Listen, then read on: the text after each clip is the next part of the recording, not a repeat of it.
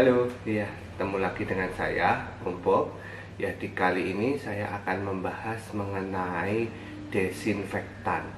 Ya, kenapa, saudara? Karena sekarang ini gara-gara virus corona, semua ramai-ramai membuat desinfektan. Mulai dari menggunakan obat pel sampai cairan berbahaya.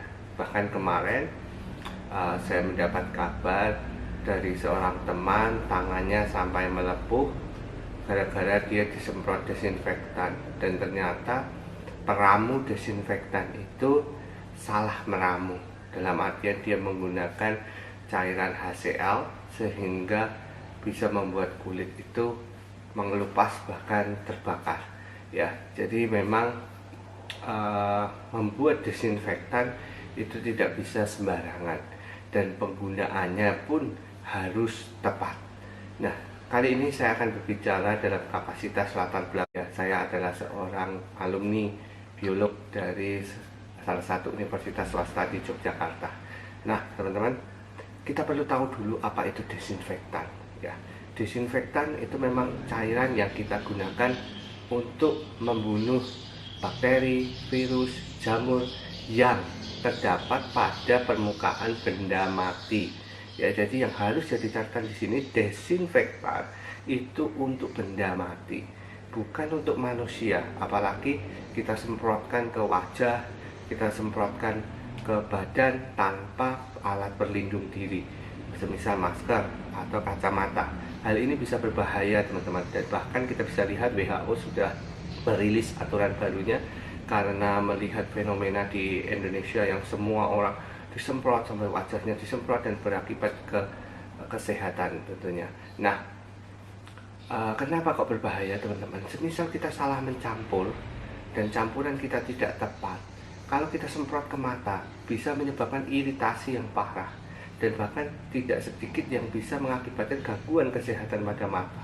Kalau kita semprot ke hidung atau apalagi ke mulut tanpa pengaman, misal masker, teman-teman bisa menghirup cairan kimia itu, dan tentunya justru merugikan kesehatan teman-teman sendiri.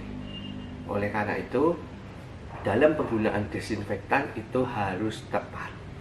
Ya, jadi sekali lagi harus tepat. Desinfektan gunakan untuk benda mati, semisal teman-teman menyemprot ruangan, ya boleh, tapi ingat selama menyemprot pakai APD yang lengkap. Ya, dalam artian teman-teman bisa gunakan sarung tangan, pelindung masker untuk menutupi hidung dan mulut, dan juga kalau bisa menggunakan kacamata. Ya, itu tentunya sangat membantu. Nah, yang kedua adalah jangan semprot pada area wajah. Ya, jadi teman-teman kalau mau semprot badan ya cukup badannya saja, bajunya saja, tapi tidak perlu sampai ke wajah. Nah, yang ketiga, teman-teman, ramuan harus tepat.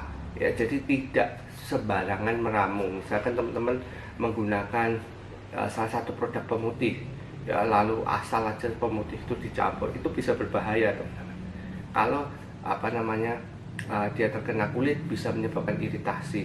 Ya, harus menggunakan dosis yang tepat. Teman-teman boleh menggunakan pemutih itu, ya, atau mungkin teman-teman menggunakan karbol, ya boleh saja menggunakan karbol, tapi dosisnya harus diperhatikan.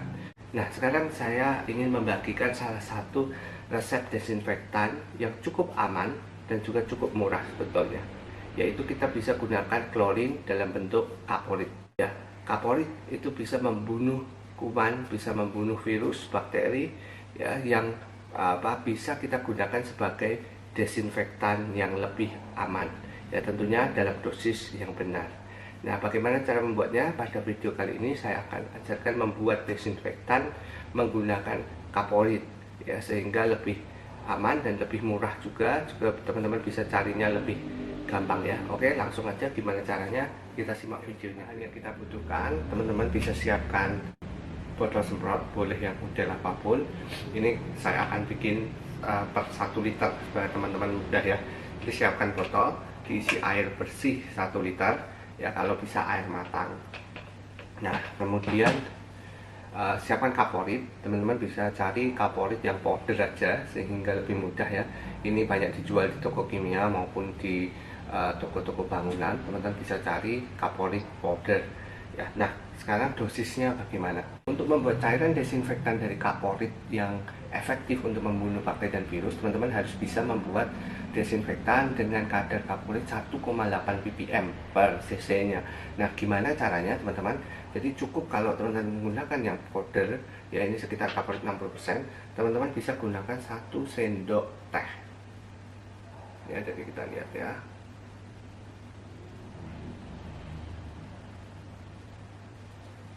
Ya, kalau teman-teman punya timbangan, boleh gunakan timbangan. Tapi kalau enggak, teman-teman bisa gunakan sendok teh. Nah, sendok teh ini kita buat munjung ya teman-teman. Jadi 1 sendok teh munjung seperti ini, itu diperkirakan sekitar 3 gram. Jadi 3 gram per 1 liter itu yang teman-teman butuhkan. Atau 1 sendok teh munjung, itu yang teman-teman campurkan ke 1 liter air ya. Oke, setelah itu teman-teman tinggal kotak saja, dan ini sudah menjadi cairan desinfektan yang sudah bisa teman-teman gunakan dengan lebih aman ya. Jadi cara penggunaannya bagaimana teman-teman? Penggunaan yang benar, teman-teman bisa semprotkan ke daun pintu, ke gagang pintu, ke mungkin pegangan tangga atau ke meja ya, atau ke ruangan, sudut-sudut ruangan, jalan yang teman-teman mungkin merasa di situ tidak aman, atau banyak orang memegang, atau banyak orang interaksi. Nah, kita biarkan 10 menit ya, jadi minimal 10 menit setelah Anda semprot. Jadi biarkan 10 menit, kemudian baru boleh Anda lap ya. Kenapa 10 menit? Karena itu supaya desinfektan ini itu membunuh mikroorganismenya dulu ya. Jadi jangan semprot langsung dilap, percuma teman-teman, belum begitu bekerja dengan baik. Jadi yang benar adalah teman-teman semprot, kemudian teman-teman biarkan dulu sekitar 10 menit, kemudian baru dilap. Nah, untuk bahan-bahan yang logam teman-teman, saya sarankan setelah 10 menit segera lap dengan lap kering yang bersih ya. Kenapa teman-teman? Untuk menghindari korosi. Oke, jadi itu pesan saya untuk desinfektan teman-teman, dan kiranya informasi ini boleh mencerahkan kita semua, dan salam sehat untuk kita semua ya. Tetap jaga kebersihan ya, dan gunakan cairan kimia dengan hati-hati dan dengan bijak. Oke, terima kasih. Selamat pagi dari saya, dan semoga informasi ini